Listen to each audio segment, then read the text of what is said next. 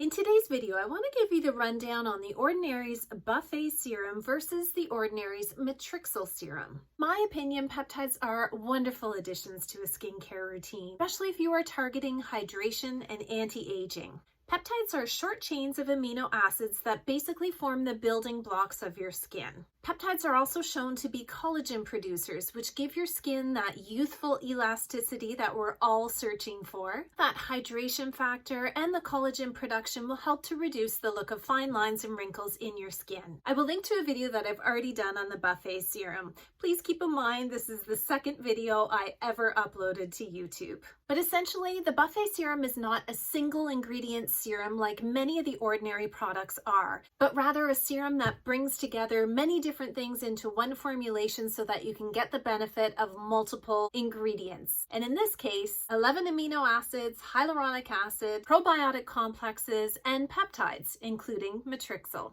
In fact, 25% of the formulation of the Buffet Serum is active ingredients. The Buffet contains a number of peptide complexes, and the first two are Matrixyl, Matrixyl 3000, and the Matrixyl Synth 6. Matrixyl is a trademarked peptide composition that was developed actually in France by the company Serum Incorporated. The Ordinary is using this complex developed by France within their formulations. In the Buffet, you'll also find three other peptide complexes: Synax peptide complex, elastase peptide complex, and a Giralox peptide complex.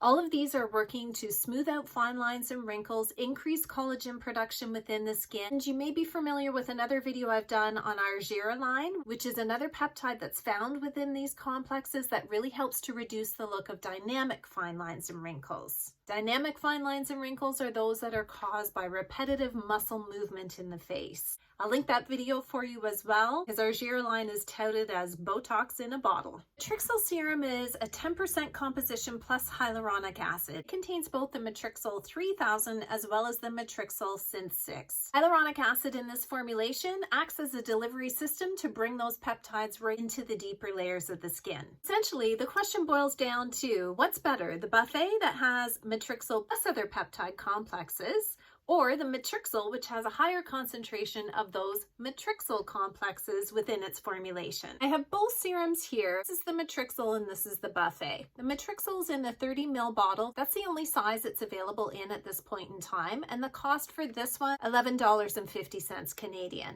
The Buffet, however, is available in a 30 ml size and a 60 ml size. I've purchased it in the 60 ml size, as you can see.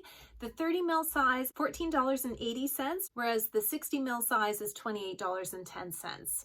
So obviously the Buffet is more expensive than the Matrixyl. That's probably a deciding factor for some of you. When it comes to consistency, both of these are water-based serums. I'll start with the Matrixyl first to show you it goes on my hand versus the Buffet. Matrixyl, as you can see, is watery.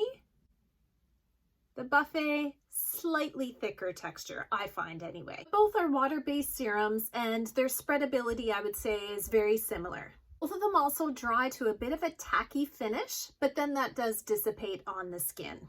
When it comes to peptides in skincare, peptides do not have as much clinical evidence to support their efficacy against anti-aging as something like retinoids do. However, it's widely accepted that they do have very good benefits for hydration in the skin, and we know that hydrated skin also smooths out the look of fine lines and wrinkles as well. We have the evidence that's emerging that really supports the collagen production in the skin as well as the hydration benefits. This is something I choose to believe in. So I really like having a peptide serum in my skincare routine. When it comes to the one I've used the most, it is absolutely the Buffet. The Buffet has been in my skincare routine for several years, and it's one of the first serums that I implemented into my routine that I saw pretty much immediate benefit from. Now, it could have been from the hydration. I know I've dealt with dehydrated skin over the years, despite the fact that I have a combination skin type.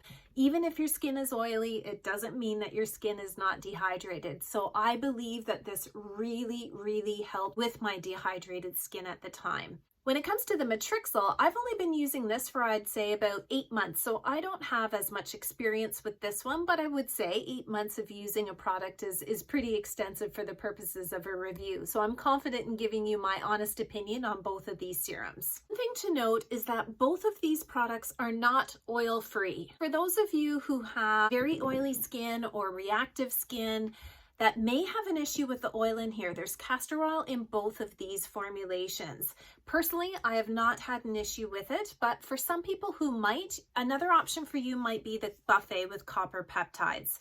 It does not have oil in the formulation. I've also done a review on the buffet versus the buffet with copper peptides, and the biggest difference between those two is the price. It's about double the price. So I encourage you to watch that video just to be sure you want to spend the extra money on that serum. I will say I've been using the Matrixyl for the last 8 months with great results as well. I feel like it equally improves the hydration in my skin. I have heard that some people say they get a stinging sensation from this serum with the Matrixyl being at a 10%. I've not experienced that, and I've also got very sensitive skin. When it comes to contradictions with peptides in your skin, there is an issue around the pH level of some of the other ingredients that might be in your routine. Other ingredients may work to break apart these peptides, rendering them useless in your skincare routine. The last thing you want to be doing is purchasing a serum that you're applying to your skin that you're getting zero benefit from. In order to counteract that possibility, The Ordinary really recommends that you do not use peptide serums in the same routine as direct acids, pure forms of vitamin C like L-ascorbic acid or ethylated ascorbic acid. However, vitamin C derivatives are okay to have in the same routine. I'll definitely have to do a video in the future on the differences between pure forms of vitamin C and vitamin C derivatives. Another strategy that many people employ is actually just waiting in between steps for the skin to return to a more normal pH balance. So for example, if you exfoliate your skin with an AHA, wait 30 minutes before you apply the next step in your skincare routine, in this case, a peptide serum. Me, I'm a busy mom of 3. I don't have enough time to actually spread apart my skincare routine either in the morning or the evening to incorporate that kind of level of wait time in between. So I tend to just keep my routine simple, approach it that way instead. The Ordinary has taken a very broad stance on this. They are erring on the side of caution, which I appreciate, because otherwise people could be spending all this money on products that aren't actually doing anything. That's why when it comes to using these peptide serums in my skincare routine, I keep it very simple so that I'm getting the full benefit of the peptide. Really, I use these in my morning or evening skincare routine when I'm not using pure forms of vitamin C or acid exfoliations. Morning, I cleanse with water only. I would tone my skin with a hydrating toner, then apply one of these peptide serums, followed by moisturizer, and then sunscreen as the last step. In the evening, it would be the same thing. I just double cleanse in the evening with an oil cleansing balm, then a water-based cleanser, followed by a hydrating toner, then a peptide serum, then moisturize. It's really very simple. Both cases, immediately after toning is when I would apply these serums because I want to apply it to damp skin so that it really pulls this product into the deeper layers of my skin. People have said that they get more of a glowy finish immediately after using the Matrixyl over the buffet.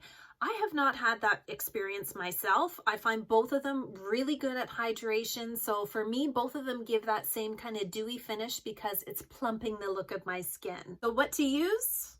Honestly, I don't know. It's really up to you. I guess the real test for me would be if I were to spill all of these all over my countertop and down my sink, which one would I repurchase immediately? The answer for me would be the buffet. I lean towards the buffet for 2 reasons. 1, I appreciate that it has a more robust formulation. And 2, I've been using it for so long, I keep going back to it. It's like that comforting, cozy stuffed animal I had when I was a kid that I just never want to get rid of because it holds such sentimental value for me. My advice to you would be, make this decision based on price, which one you can afford, because I think the Matrixyl is a very good option. If you would prefer to save some money, you're still getting all the benefits of a peptide complex into your skincare routine.